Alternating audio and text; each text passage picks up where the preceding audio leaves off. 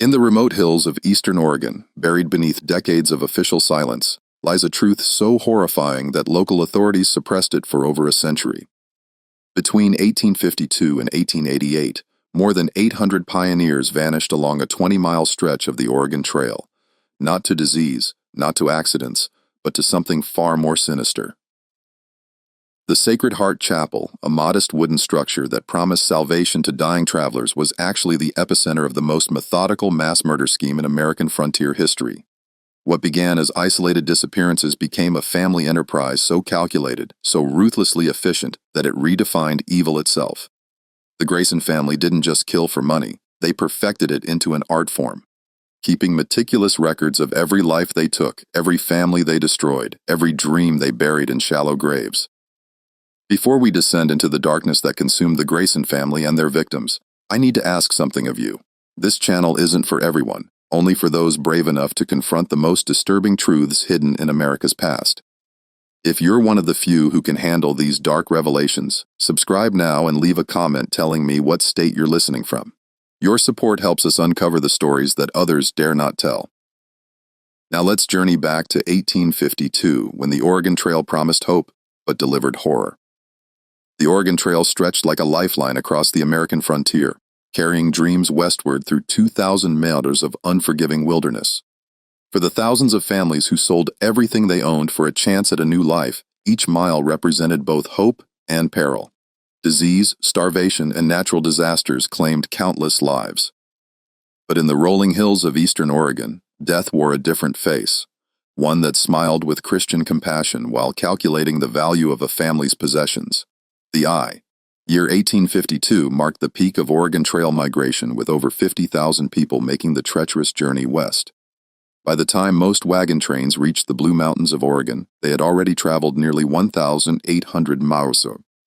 Families were exhausted, supplies were running low, and the weakest members were often succumbing to trail fever, dysentery, and other ailments that turned dreams of prosperity into desperate struggles for survival.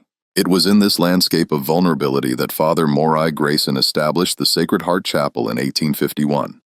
The weathered wooden structure sat perched on a hill overlooking a natural stopping point along the trail, a place where weary travelers often paused to rest their oxen and bury their dead. To passing pioneers, the chapel represented divine providence, a beacon of hope in the wilderness where they could seek spiritual comfort and, if needed, proper Christian burial for their loved ones. Father Morai, a tall, gaunt man in his 40s with penetrating gray eyes and a voice that commanded respect, had arrived in Oregon territory, claiming to be a traveling missionary. He spoke eloquently about his calling to serve the spiritual needs of westward-bound families, and his knowledge of Scripture seemed genuine enough to convince even the most skeptical travelers. Beside him stood his devoted wife, who took the name Sister Constance, a woman whose gentle manner and apparent medical knowledge made her invaluable to families struggling with sick children and dying relatives. Brother Ezekiel, Morai's younger sibling, completed the trio that would become synonymous with both salvation and damnation. Where Morai possessed the commanding presence of a natural leader, Ezekiel was the practical one, skilled with his hands, knowledgeable about livestock, and always ready to help struggling families repair their wagons or tend to their animals. Together, the three created an image of Christian charity that drew desperate families like moths to a flame. The chapel itself was modest but well-maintained, built from local timber with a small cemetery adjacent to the main building. Inside, rough-hewn pews faced a simple altar adorned with a wooden cross that Morai claimed to have carved himself.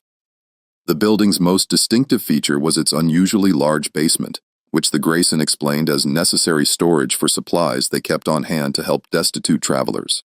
The surrounding community was sparse, a few scattered homesteads and a small trading post about 15 minutes to the east. This isolation served the Graysons well, as it meant fewer witnesses to their activities and less chance of outside interference. Local settlers who had encountered the family generally spoke well of them, praising their generosity and Christian devotion. After all, who else would dedicate their lives to ministering to dying strangers in the middle of nowhere? What made the Graysons particularly effective was their understanding of the trail's brutal realities.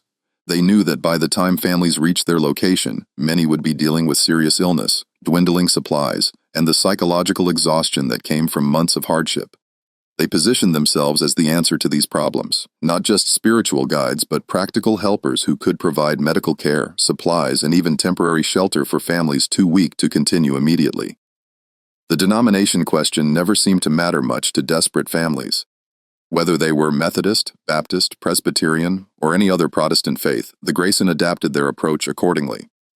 Morai was well-versed in various Protestant traditions and could quote scripture in whatever style best comforted his audience. This flexibility was crucial on the frontier where denominational differences often took a back seat to simple survival. The first recorded disappearance occurred on September 23, 1852. Though investigators would not piece together the timeline until decades later, the Morrison family, James, his pregnant wife Elizabeth, their 3 young children, and Elizabeth's elderly father had been traveling with a wagon train that had dispersed after reaching the Oregon Territory. Like many families, they decided to push on alone toward their final destination, confident they could cover the remaining miles without the protection of a larger group. When the Morrisons' wagon developed a broken axle just 2 mi from the Sacred Heart Chapel, it seemed like divine intervention. James Morrison would later be quoted in territorial records as saying the chapel appeared like a gift from the Almighty when he spotted it from the ridge where his wagon had broken down.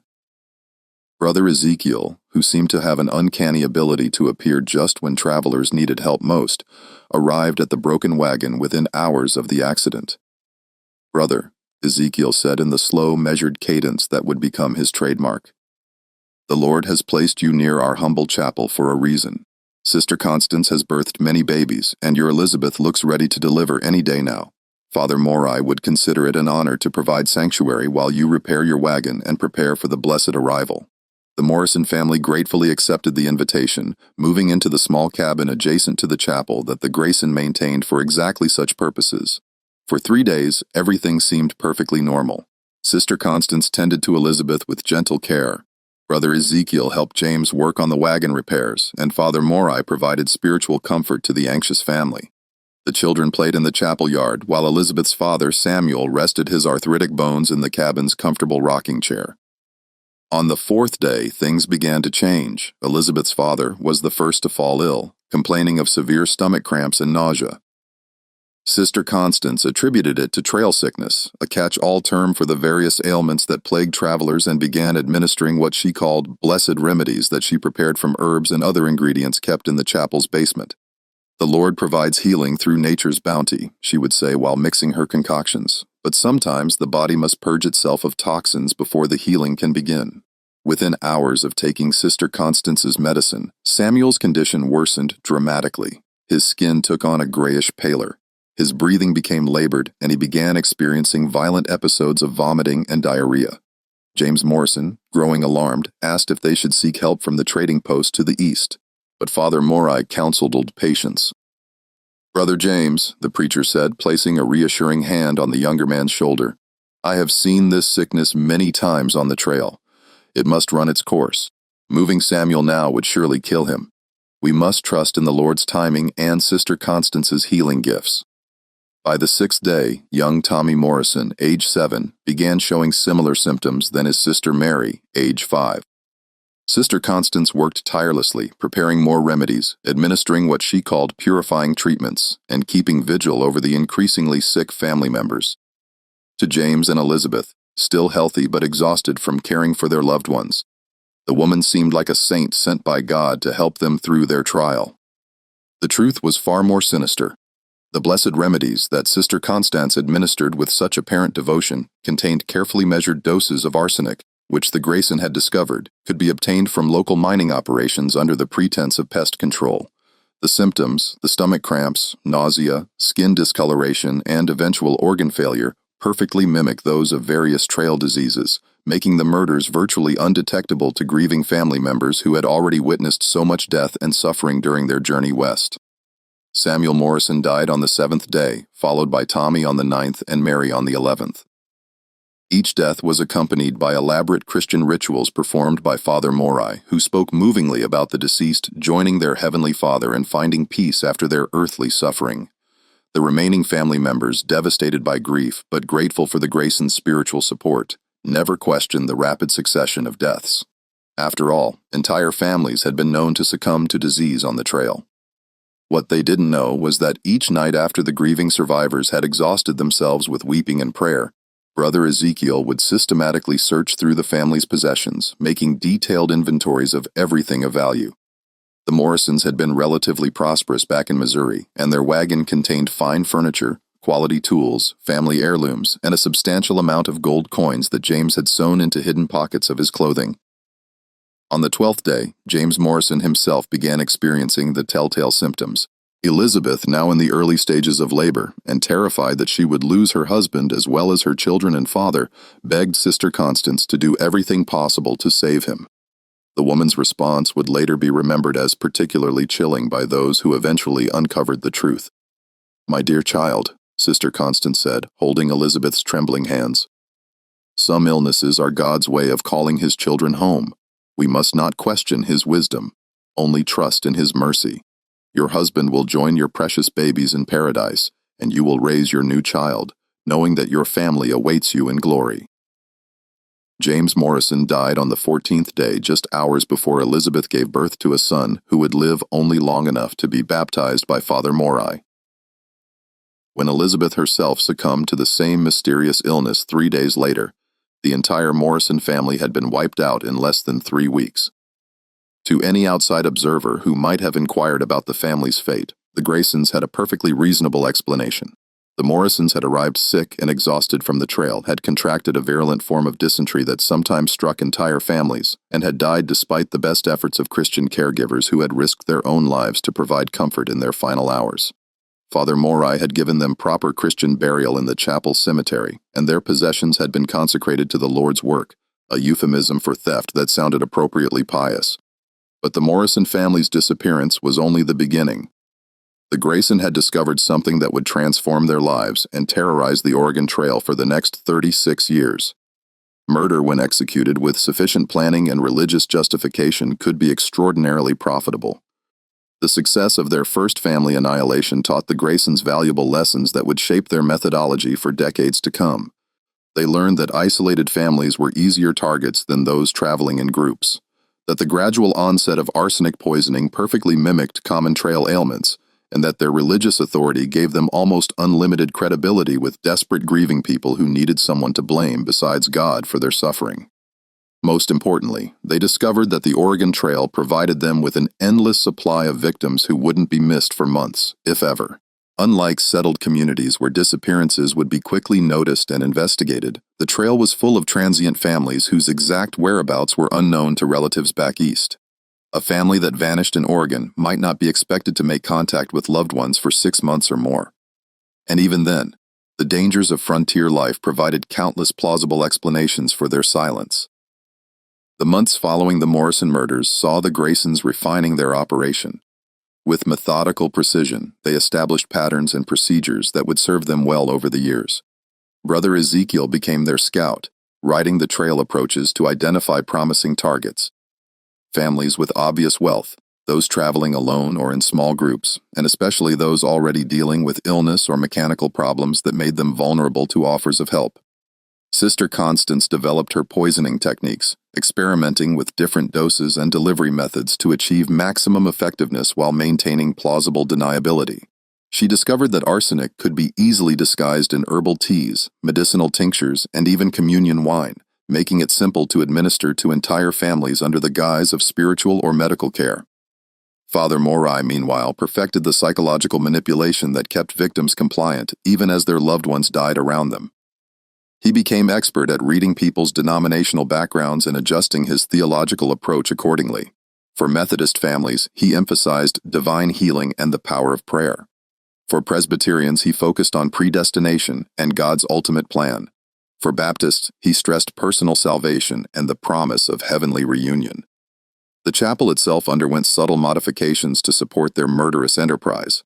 The basement was expanded and divided into sections. One area for storing victims' possessions, another for preparing arsenic solutions, and a third that served as a temporary morgue where bodies could be kept while the Grayson decided on disposal methods. They also dug a series of unmarked graves in a grove of trees behind the chapel, locations that would eventually hold the remains of hundreds of their victims. The winter of 1852-1853 provided the Grayson with valuable time to plan and prepare for the next year's killing season. They used the months when the trail was largely empty to sort through the Morrison family's possessions, deciding what to keep, what to sell, and what to hide. They also made their first contact with black market dealers in larger Oregon settlements, establishing relationships with men who asked no questions about the origins of the goods they purchased. Brother Ezekiel proved particularly adept at this aspect of their operation. His honest face and straightforward manner made him believable when he claimed to be selling possessions on behalf of families who had decided to return east or had died of natural causes. He learned to space out his sales across multiple communities and to target different types of buyers for different categories of goods. Fine furniture and household items went to wealthy settlers looking to improve their homes. Tools and farming equipment were sold to practical farmers. Jewelry and precious metals found their way to merchants who specialized in such items. By spring 1853, the Grayson had transformed from amateur killers into professional predators with a sophisticated understanding of their craft. They had resolved the practical problems of victim selection, murder methodology, body disposal, and profit realization. More importantly, they had created a public persona that made them virtually above suspicion. The spring of 1853 brought renewed trail traffic and fresh opportunities for the Grayson family enterprise. Their second major success came in May when they encountered the Hoffman family, German immigrants who spoke limited English and were traveling with a wagon full of valuable possessions, including fine craftsmanship tools, quality textiles, and a substantial amount of gold coins that represented their life savings.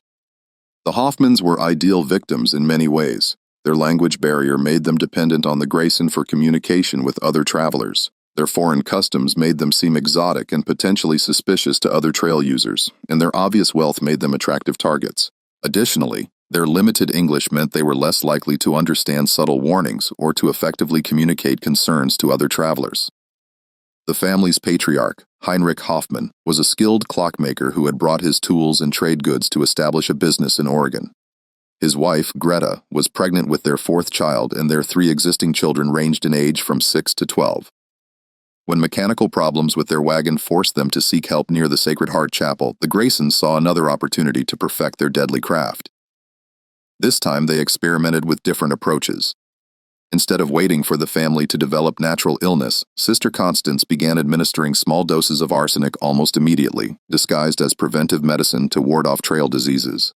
She convinced the family that the blessed protection she offered would keep them healthy during their recovery period. "My God," Henrik said in his broken English when Sister Constance first offered her medicine. "You are so kind to strangers. God will bless you for helping us." "God has already blessed us," Sister Constance replied with practiced sincerity by giving us the opportunity to serve his children in their time of need. The Hoffman family's murder took nearly a month to complete, but the extended timeline allowed the Graysons to thoroughly inventory their possessions and establish detailed plans for disposing of the valuable clock-making tools and trade goods. It also gave them time to study the family's routines and relationships, knowledge that would prove valuable in their future operations. By the end of 1853, the Grayson had successfully murdered 3 complete families totaling 16 people, and they had begun to see their operation as a business that required the same careful planning and attention to detail as any other profitable enterprise. They started keeping records, not just of their victims' possessions, but of their methods, their mistakes, and their successes. These records, discovered decades later in the chapel's hidden basement compartments, would eventually provide investigators with a horrifying window into the systematic nature of the Grayson family's crimes. Written in Father Morai's precise handwriting, the ledgers contained detailed entries for each family they murdered, including names, dates, possessions taken, disposal methods used, and profits realized from selling stolen goods. The entries were written in a cold, business-like style that treated human lives as inventory items. A typical entry might read, "Morrison family, 5 souls departed, September-October 1852. Possessions included 2 gold coins, furniture items, quality tools, bodies interred in Grove Section C. Estimated profit, 400 tons.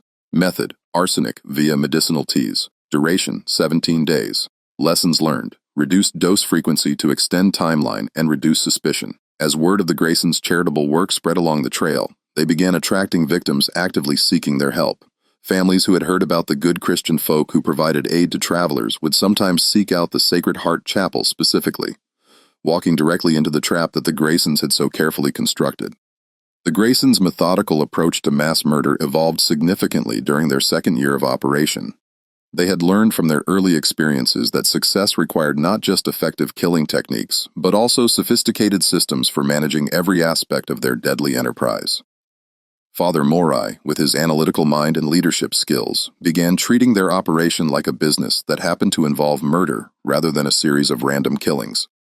The summer of 1854 marked a turning point in their methodology when they encountered the Weatherby family from Tennessee. Charles Weatherby was a former Confederate officer who had decided to seek his fortune in Oregon rather than rebuild his war-torn plantation. He traveled with his wife Margaret, their twin daughters Sarah and Susan, aged 15, and Margaret's younger brother David, a skilled blacksmith who had brought his complete set of professional tools. What made the Weatherby case significant was not just their wealth, though. Charles had converted most of his remaining assets into gold coins and jewelry that he kept hidden in a specially constructed compartment in his wagon. But their intelligence and natural suspicion. Charles had been a military officer, trained to notice details and assess threats. Margaret was an educated woman who had read extensively about trail dangers and was naturally cautious about trusting strangers. When the Weatherby wagon developed wheel problems near the chapel, Charles initially resisted the Graysons' offers of assistance. He had heard stories about travelers who had accepted help from strangers and never been seen again, and something about the isolated location and the convenient timing of Brother Ezekiel's appearance made him uneasy. "I appreciate your Christian charity," Charles told Father Morai during their first meeting, "but we've got the skills and tools to handle our own repairs. We'll be moving on directly." Father Morai, however, had become expert at reading people and adapting his approach accordingly. Rather than pressing the issue, he withdrew gracefully, mentioning casually that Sister Constance had mentioned seeing signs of sickness in the area, possibly cholera or dysentery, and suggesting that the family might want to consider staying, but until they were certain none of them had been exposed. "Of course, Brother Charles," Morai said with apparent understanding, "a wise man protects his family, but I would feel remiss in my Christian duty if I didn't mention that Sister Constance has been treating several cases of trail fever in the past weeks. The symptoms can take time to manifest, and traveling while infected can spread the disease and weaken the body's defenses." The mention of disease had exactly the effect Morai intended. Margaret Weatherby, already exhausted from months of trail life and worried about her daughter's health, began to reconsider their quick departure. When young David developed a mild fever the next day, a fever that Sister Constance claimed was an early symptom of the regional sickness, the family's resistance crumbled. "Perhaps," Margaret suggested to her husband, "we should accept their offer of shelter just until we're certain David isn't seriously ill." Charles agreed reluctantly, but his military training made him maintain a level of alertness that posed a challenge for the Grayson. Unlike their previous victims who had been desperate and grateful, Charles watched everything with calculating eyes and asked pointed questions about the family's background and the fate of other travelers who had sought their help. The Graysons adapted by providing him with carefully crafted stories about their successful treatment of previous families. They showed him the chapel cemetery, pointing out graves that they claimed belonged to travelers who had arrived already dying and had received proper Christian burial. They even introduced him to testimonial letters, forged documents, supposedly written by grateful families who had recovered from serious illnesses and continued safely to their destinations. "Brother Charles," Father Morai said one evening as they sat on the chapel porch, "I understand your caution. A man who has served his country learns to trust carefully. But consider this. If we meant you harm, would we not have acted by now? Would we not choose easier targets than a trained soldier with weapons and watchful eyes?" The psychological manipulation was subtle but effective. By acknowledging Charles's suspicions and military background, Morai made him feel respected and intelligent. By pointing out that he would be a difficult target, the preacher made the idea of being targeted seem less likely. Most importantly, by demonstrating apparent openness and honesty, he gradually lowered Charles's defenses. The Yay. Actual murders of the Weatherby family took nearly 6 weeks to complete, representing the longest timeline the Graysons had yet attempted. Sister Constance began with extremely small doses of arsenic administered through water that she claimed had been blessed for healing and recommended for preventing the spread of disease. The doses were so small that the symptoms developed very gradually, appearing to be natural illness rather than poisoning. David, the youngest and physically weakest member of the family, succumbed first. His death seemed to confirm Sister Constance's warnings about the regional sickness, and the family's gratitude for her care during his final days made them even more trusting of her medical knowledge. Margaret was next, developing symptoms that Sister Constance attributed to the strain of nursing David through his illness.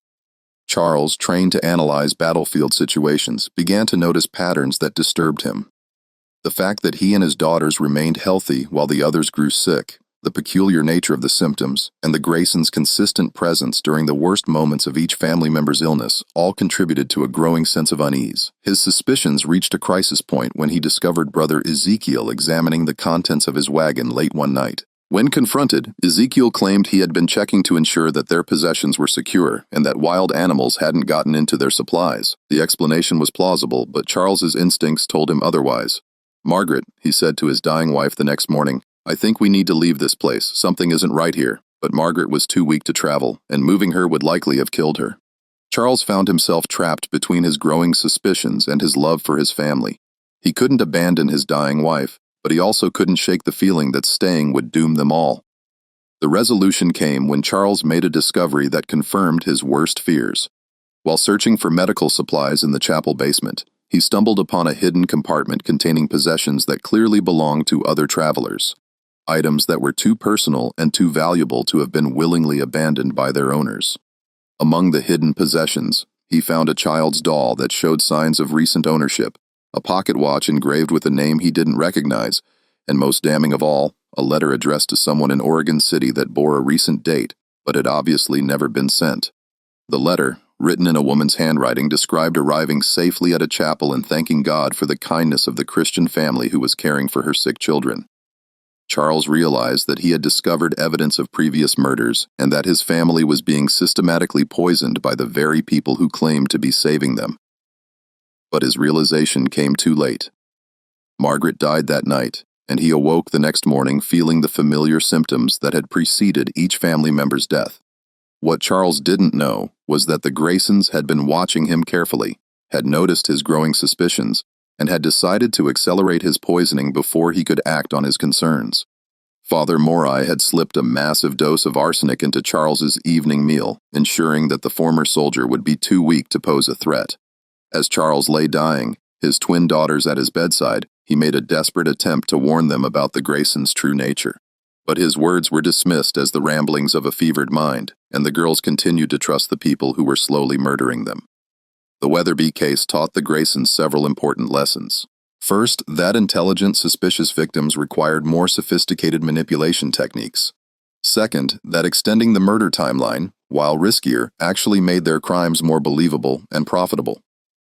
Third, that they needed better methods for detecting and managing victims who became suspicious of their activities. Most importantly, the case demonstrated that even trained, intelligent people could be successfully deceived and murdered if the right psychological techniques were applied with sufficient patience and skill. This realization gave the Graysons confidence to target increasingly wealthy and prominent families, knowing that their methods could overcome even the most careful and suspicious travelers. The discovery of evidence from previous murders in the chapel basement also led to improvements in their evidence disposal procedures. They began burning personal items that could identify victims, melting down jewelry and precious metals to eliminate identifying marks, and creating more sophisticated hiding places for possessions that they intended to keep or sell later. By the end of 1854, the Grayson had murdered 23 people in 7 families, and their operation had become a sophisticated criminal enterprise that generated substantial profits while maintaining complete secrecy. They had also begun to see themselves not as criminals, but as instruments of divine will, who were rewarded for their service by being allowed to prosper from their victims' possessions.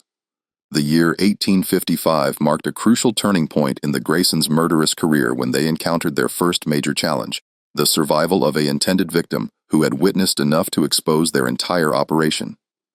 The incident began routinely enough with the arrival of the Patterson family from Ohio, but it would end with the Graysons facing the terrifying possibility of discovery and the need to make desperate choices about their future. Thomas Patterson was a successful merchant who had liquidated his Ohio business to pursue opportunities in Oregon's growing economy. He traveled with his wife Emily, their 4 children aged 8 to 16, and Emily's sister Catherine, an unmarried woman in her 30s who served as the family's teacher and caregiver. What made the Patterson family particularly attractive to the Graysons was not just their obvious wealth. Thomas had converted his business assets into easily transportable gold and banknotes, but also their apparent respectability and the likelihood that their disappearance would eventually be noticed by business associates in both Ohio and Oregon. The family's wagon train had dispersed near the Blue Mountains, and they were traveling alone when they encountered Brother Ezekiel approximately 5 miles from the Sacred Heart Chapel. Their wagon had not broken down, and none of the family members were obviously ill. But Ezekiel had learned to create opportunities rather than simply wait for them to occur. "Good afternoon, brother," Ezekiel called out as he approached the Patterson wagon. "I couldn't help but notice your fine team of oxen. That's quality livestock right there. You folks wouldn't happen to be interested in trading for some fresh supplies, would you? We keep a good stock at the chapel just ahead." Thomas Patterson was a shrewd businessman who had learned to evaluate offers carefully before making decisions. He was interested in the possibility of obtaining fresh supplies, but something about Ezekiel's manner, perhaps too friendly, too eager, made him cautious. "We appreciate the offer," Thomas replied, "but we're well supplied for the remainder of our journey. We'll be moving on directly." Ezekiel, however, had prepared for this response. Of course. But I wonder if I might mention something that could save your family considerable trouble, Sister Constance. That's our medical woman. She's been treating several cases of mountain fever in recent weeks. Nasty business that takes hold gradually, and by the time folks realize they're sick, they're too weak to travel safely. The mention of disease had its intended effect on Emily Patterson, who immediately began worrying about her children's health. "Mountain fever?" she asked. "We haven't heard anything about disease in the area." "Well, ma'am," Ezekiel said with practiced concern, "it's not something folks like to talk about. Bad for business, if you know what I mean. But Sister Constance, she's got remedies that can prevent it if administered before the symptoms appear. Might be worth your while to stop by the chapel just to have your family examined." Thomas remained skeptical, but Emily's maternal instincts had been activated. The idea that her children might be exposed to a dangerous disease without her knowledge was terrifying, and the possibility of prevention was too valuable to ignore. "Thomas," she said quietly, "perhaps we should at least speak with this medical woman. If there's disease in the area, shouldn't we take precautions?" Reluctantly, Thomas agreed to visit the chapel, telling himself that they would simply get information about the supposed disease and then continue their journey. He had no way of knowing that this decision would lead to the most harrowing experience of his life and the near destruction of his entire family. The Graysons received the Patterson family with their usual combination of Christian warmth and subtle manipulation. Father Morai impressed Thomas with his knowledge of business and his apparent familiarity with commercial conditions in Oregon. Sister Constance charmed Emily with her gentle manner and her obvious affection for children. Brother Ezekiel entertained the Patterson children with stories of frontier life and demonstrations of his various practical skills. Within hours of their arrival, the family had agreed to spend the night at the chapel to allow Sister Constance to examine everyone for signs of mountain fever. The examination revealed predictably that several family members showed early symptoms that required immediate treatment with Sister Constance's preventive remedies. Catherine Patterson, Emily's sister, was the first to receive treatment. As an unmarried woman with no children of her own, she had devoted her life to caring for her sister's family, and was particularly concerned about the children's health. She eagerly accepted Sister Constance's medicine and encouraged the others to do the same. But Catherine was also the most observant member of the family, and she possessed a naturally analytical mind that made her notice details that others might miss. On the second night of their stay, she observed Brother Ezekiel making what appeared to be a careful inventory of their wagon's contents. When she mentioned this to Sister Constance, the older woman dismissed it as routine concern for their security. "Brother Ezekiel checks all our guests' possessions," Sister Constance explained. "We've had problems with theft in the past, and we want to ensure that nothing goes missing while families are under our care." The explanation seemed reasonable, but Catherine continued to notice small details that troubled her. The way Father Morai's eyes lingered on Thomas's gold watch. The fact that Sister Constance always prepared her medicines in private, never allowing anyone to observe the process. The peculiar coincidence that every family member who received treatment seemed to develop symptoms that required additional treatment. Catherine's suspicions reached a critical point on the fourth day when she discovered Sister Constance adding a white powder to the medicine intended for young Timothy Patterson, the family's youngest child. When Catherine asked about the powder, Sister Constance claimed it was blessed salt that enhanced the healing properties of the herbs, but Catherine had grown up in Ohio, where her father had been a pharmacist, and she recognized the crystalline appearance of the powder as inconsistent with ordinary salt. More importantly, she noticed that Sister Constance became nervous and defensive when questioned about her methods, quite different from the serene confidence she usually displayed. That evening, Catherine made a decision that would save her life and the lives of her surviving family members. Instead of taking her prescribed medicine, she pretended to drink it while actually spitting it into a handkerchief. She also managed to convince young Timothy to do the same, telling him it was a game they could play together. The results were dramatic and terrifying. While Thomas, Emily, and the 3 older children continued to weaken from their treatments, Catherine and Timothy remained healthy. More importantly, Catherine began to notice that the sickest family members were those who had been most compliant with Sister Constance's medical regimen. By the 6th day, 2 of the Patterson children had died, and Thomas was clearly dying. Emily, though weak, was still conscious and alert enough to have a conversation with her sister. It was during this conversation that Catherine made the decision to share her suspicions. "Emily," she whispered, "I think these people are poisoning us. I think they're killing our family." Emily's initial reaction was disbelief and anger. The idea that the kind Christian family who had been caring for them could be murderers seemed impossible. But as Catherine explained her observations and the pattern of symptoms, Emily began to see the horrible truth. "What can we do?" Emily asked. "Thomas is dying, the children are dying, and we're too weak to travel." Catherine had been preparing for this question. "We have to get away from here, even if it kills us. Staying here will definitely kill us, and we have to take Timothy. He's the only other one who hasn't been taking the medicine." The escape plan that Catherine devised was desperate and dangerous, but it represented their only chance for survival. She waited until the early hours of the morning when the Graysons were asleep, then helped Emily and Timothy slip out of the cabin. Thomas was too weak to move, and the older children were unconscious, but Catherine made the agonizing decision to leave them behind rather than risk the lives of those who might still be saved.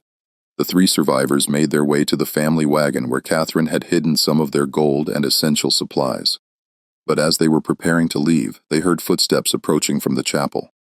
Father Morai, apparently alerted by some sound, was coming to investigate. "Quick," Catherine whispered.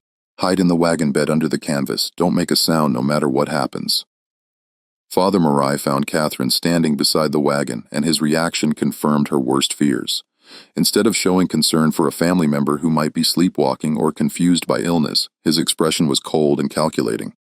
"Sister Catherine," he said quietly, "you should be resting. The mountain fever can cause confusion and poor judgment." "I couldn't sleep," Catherine replied, trying to keep her voice steady. "I was worried about Thomas and the children." Morai studied her for a long moment, and Catherine realized that he was evaluating whether she had discovered their secret. The tension stretched between them like a taut wire, each waiting for the other to reveal their intentions. "Perhaps," Morai said finally, "Sister Constance should prepare a stronger remedy for you. Something to help you rest more peacefully." Catherine understood that he was proposing to kill her immediately rather than wait for the gradual poisoning to take effect. "That's very thoughtful," she said. "But I think I'll try to sleep naturally first." "I'm afraid I must insist," Morai replied, and his hand moved to something concealed beneath his coat. What happened next would haunt Catherine Patterson for the rest of her life. As Morai stepped toward her, apparently intending to force her back to the cabin, Emily Patterson emerged from behind the wagon. Despite her weakness from the poison, she had managed to arm herself with Thomas's pistol. "Step away from my sister," Emily said, her voice weak but determined. Morai turned toward this new threat, and in that moment of distraction, Catherine grabbed a heavy iron tool from the wagon and struck him in the head. The blow wasn't fatal, but it stunned him long enough for the 2 women and the child to begin their desperate escape. The wagon pulled away from the Sacred Heart Chapel just as Brother Ezekiel emerged from the main building, alerted by the commotion. The last thing Catherine saw as they fled was Ezekiel running toward the cabin where the rest of their family lay dying, probably to finish what the poison had started. The escape journey was a nightmare of fear, exhaustion, and grief.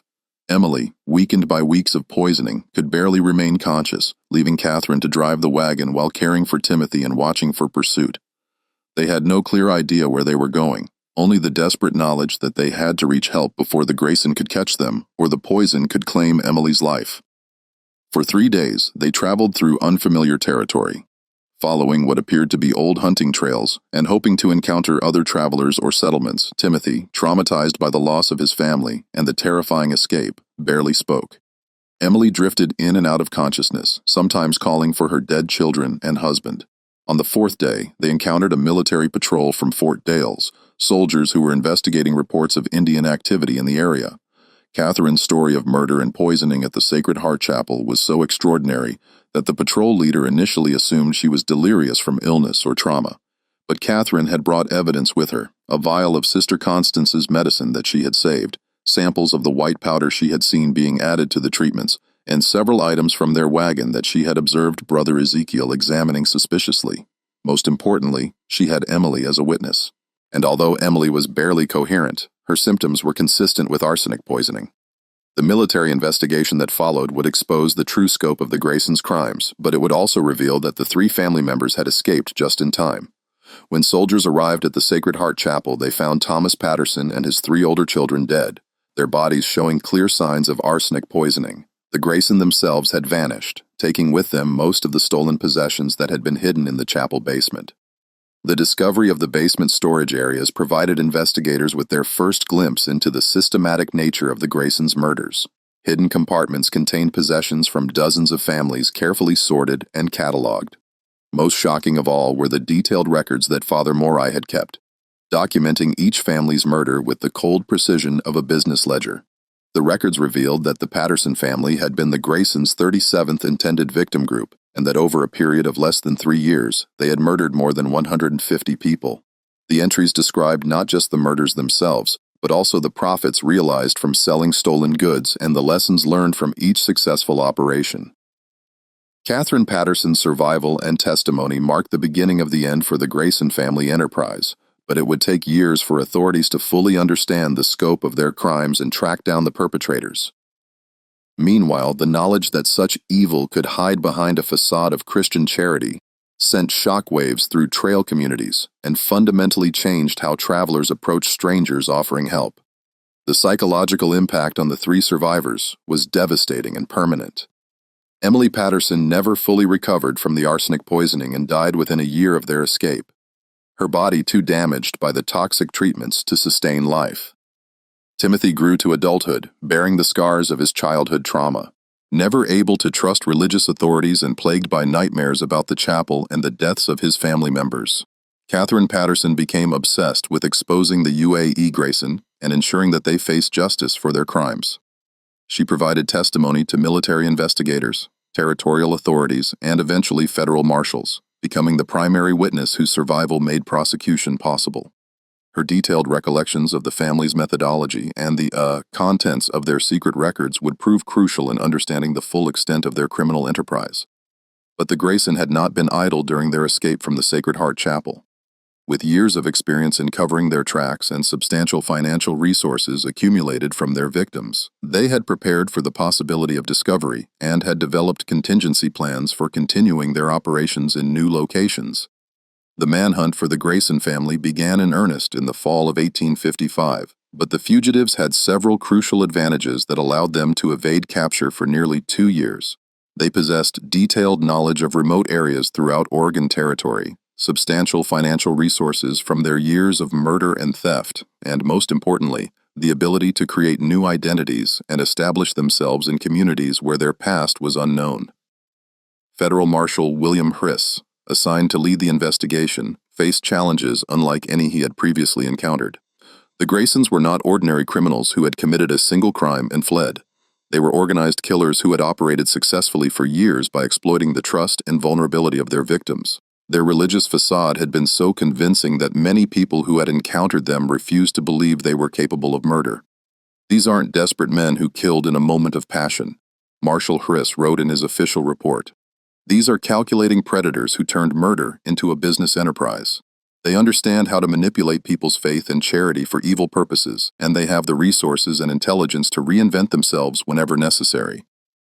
The breakthrough in the investigation came in the spring of 1857, when authorities in California reported suspicious activities at a remote mission station near the Oregon-California border.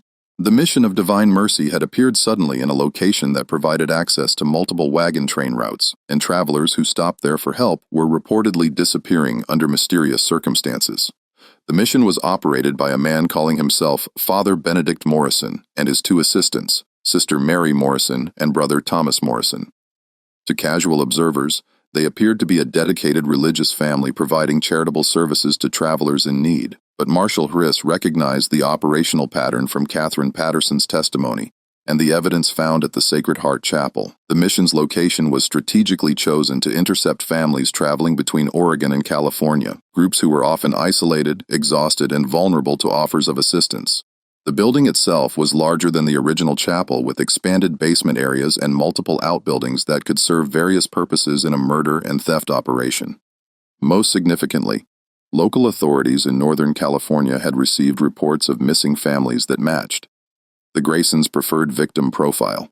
Wealthy families traveling alone or in small groups would seek help at the mission and then simply vanish, leaving no trace of their planned destinations or current whereabouts.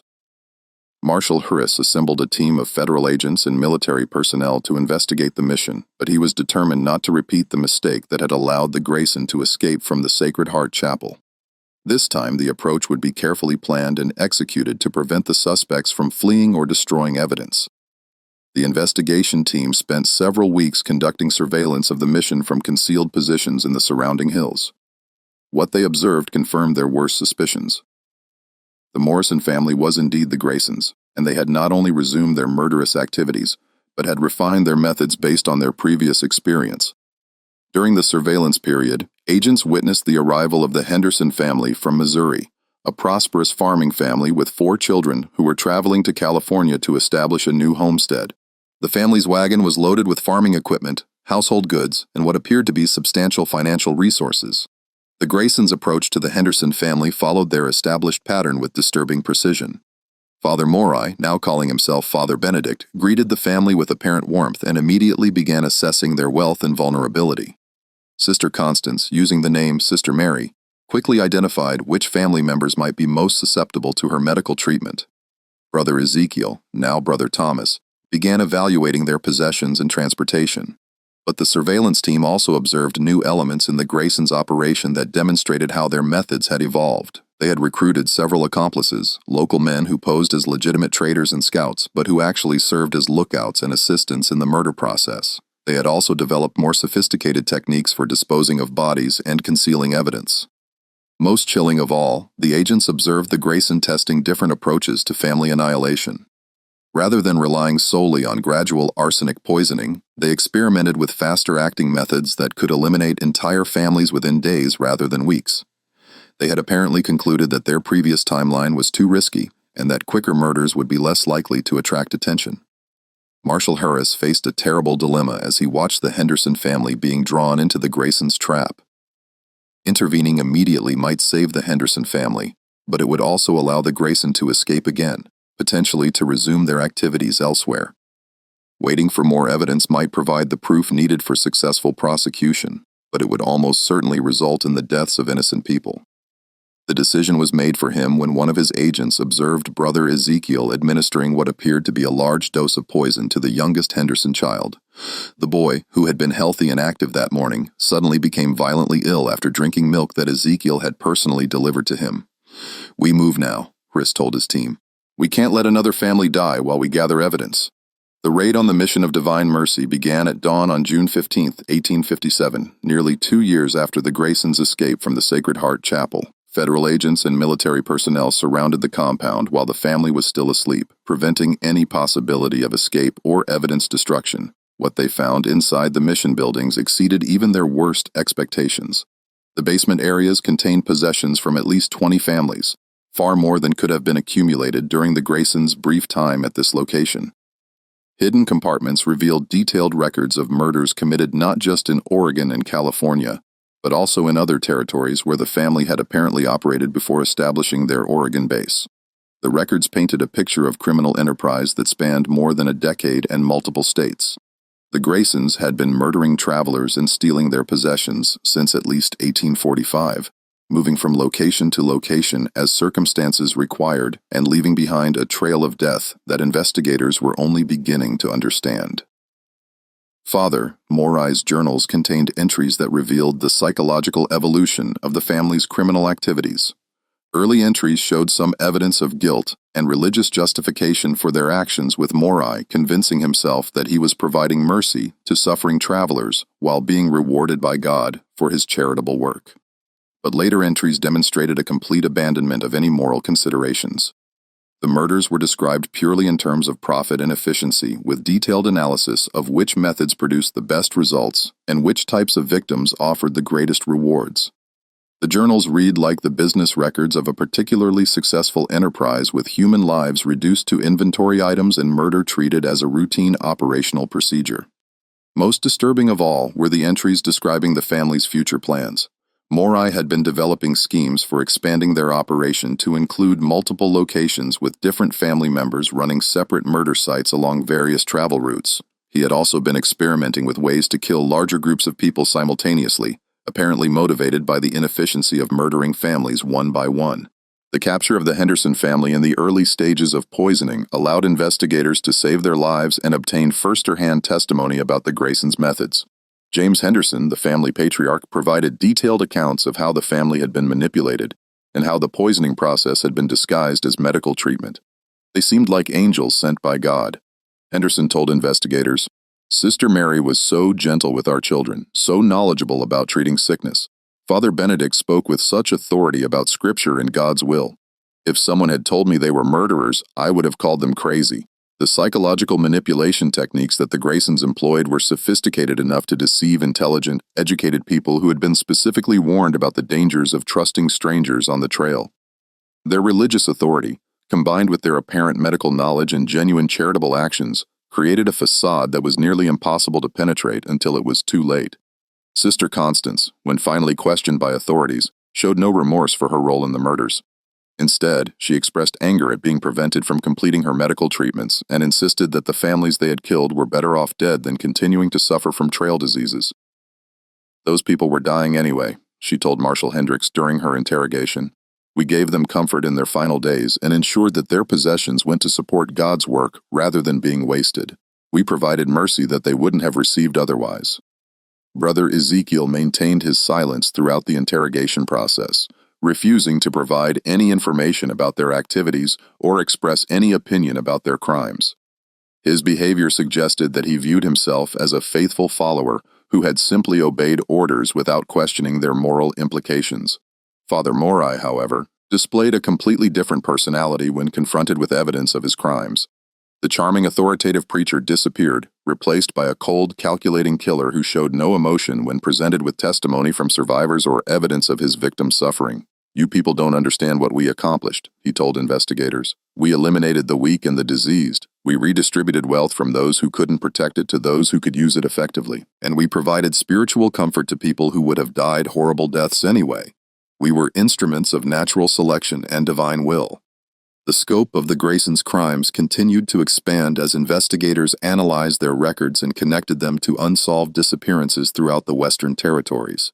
Families that had vanished without explanation, isolated graves discovered by later travelers, and reports of mysterious illnesses at remote religious sites all began to form a pattern that pointed to the Graysons' involvement. By the time the investigation was complete, authorities had connected the family to the murders of more than 800 people across multiple states and territories. The actual number was likely higher, as many of their victims had been transient families, whose disappearances had never been officially reported or investigated. The trial of the Grayson family began in September 1857 and quickly became one of the most sensational criminal proceedings in American frontier history.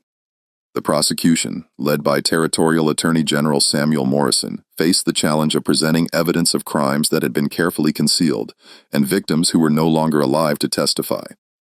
The key to the prosecution's case was the meticulous records that Father Morai had kept throughout their criminal career. These journals provided detailed accounts of individual murders, methods used, possessions stolen, and profits realized. Written in Morai's own handwriting and containing information that only the perpetrators could have known, the records served as confessions that could not be disputed or explained away. Catherine Patterson's testimony provided crucial context for understanding how the murders were carried out and how the family had been able to deceive their victims so effectively. Her survival story demonstrated both the systematic nature of the Graysons' methods and the psychological manipulation techniques they employed to maintain control over their victims. The Henderson family's testimony showed that the Graysons had continued and refined their murderous activities even after their escape from the Sacred Heart Chapel. Their account of the attempted murders at the Mission of Divine Mercy proved that the family had learned from their previous mistakes and had developed even more efficient methods for killing entire families quickly. Perhaps most damaging to the defense was the physical evidence found at both the Sacred Heart Chapel and the Mission of Divine Mercy. Investigators had discovered not just possessions from murdered families, but also the tools and supplies used in the poisoning process, detailed maps showing the locations of unmarked graves, and correspondence with black market dealers who had purchased stolen goods. The defense attorneys attempted to argue that the family had been providing legitimate medical care to sick travelers, and that the deaths had been caused by diseases contracted during trail travel, rather than deliberate poisoning. They suggested that the possession of other families' belongings could be explained by legitimate purchases or inheritance from grateful patients who had died despite their care. But the prosecution was able to demonstrate that the patterns of death at locations operated by the Grayson were statistically impossible unless deliberate murder was involved. Expert medical testimony confirmed that the symptoms described by survivors were consistent with arsenic poisoning rather than natural trail diseases. Most importantly, the family's own records clearly described their activities as murder committed for profit rather than medical treatment provided for charitable purposes. The trial lasted 6 weeks and attracted national attention as newspapers across the country reported on the systematic murder of trail families by people posing as Christian missionaries. The case highlighted the vulnerability of westward migrants and the ease with which predators could exploit the trust and desperation of families seeking help in isolated areas. Father Morai Grayson was convicted on charges of multiple murder and sentenced to death by hanging. Sister Constance Grayson was also convicted of murder and sentenced to life imprisonment, making her one of the first women in American frontier history to receive such a severe sentence for criminal activity. Brother Ezekiel Grayson was convicted as an accessory to murder and sentenced to 20 years in territorial prison. The executions and imprisonment of the Grayson family marked the end of one of the most horrific criminal enterprises in American frontier history. But the impact of their crimes extended far beyond the immediate victims and their families. The case fundamentally changed how travelers approached offers of help from strangers and led to increased military patrols along major travel routes. Religious communities throughout the frontier territories were forced to confront the reality that their faith and charitable instincts could be exploited by predators who understood how to manipulate Christian charity for evil purposes. Many legitimate missionaries and religious workers found that their efforts to help travelers were met with suspicion and fear as people struggled to distinguish between genuine charitable work and potential criminal activity. The Graysons' crimes also exposed significant weaknesses in frontier law enforcement and communication systems. The family had been able to operate for more than a decade without detection, partly because there was no effective way for authorities in different territories to share information about suspicious activities or missing persons. The case led to improvements in interterritorial communication and the establishment of more systematic approaches to investigating missing persons reports. Catherine Patterson, the survivor whose testimony had been crucial to the prosecution, never fully recovered from her traumatic experience with the Grayson family. She spent the remainder of her life advocating for improved protection of travelers and working with law enforcement agencies to identify and investigate suspicious activities at remote religious sites. Her nephew Timothy, the young boy who had survived the family's attempted murder, grew to adulthood bearing psychological scars that affected his entire life. He never married, never had children of his own, and spent his adult years working as a frontier guide, helping other families avoid the dangers that had destroyed his own family. The physical locations where the Grayson had operated were abandoned and eventually destroyed by local communities that wanted to eliminate all traces of the horrible crimes that had been committed there.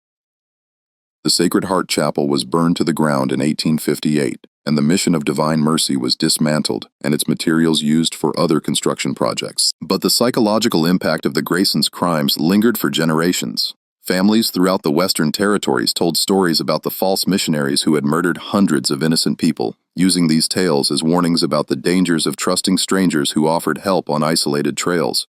The case also raised disturbing questions about the nature of evil and the capacity for ordinary people to commit extraordinary crimes. Father Morai, Sister Constance, and Brother Ezekiel had not been obviously deranged or visibly dangerous individuals. They had been intelligent, articulate people who had successfully posed as charitable Christians for more than a decade. Their ability to maintain their facade while systematically murdering innocent families challenged fundamental assumptions about human nature and the reliability of religious authority.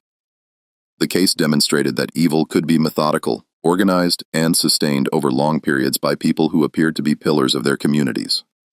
Perhaps most disturbing of all was the realization that the Grayson had genuinely believed that their actions were justified and had convinced themselves that they were performing a service by eliminating weak and diseased travelers while redistributing their possessions to more deserving recipients.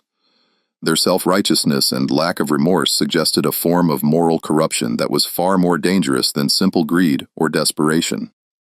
The legacy of the Grayson family murders serves as a reminder that the American frontier was shaped not just by the courage and determination of honest pioneers, but also by the predators who sought to exploit their vulnerability and trust. The 800 people who died at the hands of the false missionaries represent a dark chapter in the story of westward expansion, a chapter that reveals the full range of human capacity for both good and evil. Their story stands as a testament to the importance of vigilance, the dangers of blind trust, and the terrible price that innocent people can pay when evil disguises itself as righteousness. In the end, the Graysons' crimes remind us that the most dangerous predators are often those who understand exactly how to exploit our noblest instincts for their own malevolent purposes. Today, more than a century and a half after the Graysons met their justice, their story continues to haunt the collective memory of the American West. The families they destroyed, the trust they betrayed, and the lives they cut short serve as permanent reminders that evil can flourish anywhere. Human vulnerability and desperation create opportunities for exploitation. The courage of survivors like Catherine Patterson, who risked everything to expose the truth and seek justice for the dead, provides a counterpoint to the darkness of the Graysons' legacy. Her testimony not only brought the killers to justice, but also saved countless future lives by alerting authorities and the public to the dangers posed by predators who used religious authority to mask their criminal activities. In remembering the Grayson family's crimes, we honor not just the victims who died, but also the survivors who found the strength to fight back against evil and ensure that justice was finally served. Their story reminds us that even in humanity's darkest moments, there are always those who will stand up for truth and refuse to let evil triumph unchallenged. What do you think about this chilling tale from America's frontier past? Does it change how you view the romanticized stories of westward expansion? The Grayson family's systematic exploitation of Christian charity reveals the darkest aspects of human nature and the terrible